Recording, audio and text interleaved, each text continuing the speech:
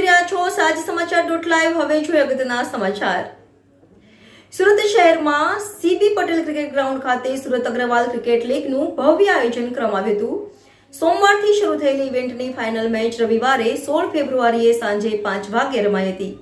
Season બોલ cricket લીગમાં કુલ 8 ટીમોએ ભાગ લીધો હતો। રિપોર્ટર નૈતિક રેશમવાળા, સાજ સમાચાર.live, સુરત।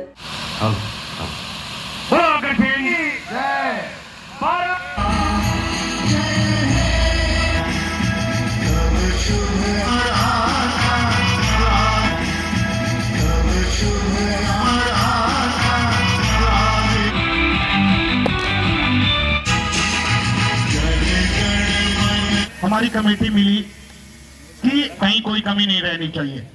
हम चाहेंगे स्क्रीन पर एक बार अच्छी गेंदी, बहुत अच्छी तरीके से पंच खिला यहाँ पे, बेहतरीन शॉट यहाँ पे हमारे बाउंड्री स्पॉन्सर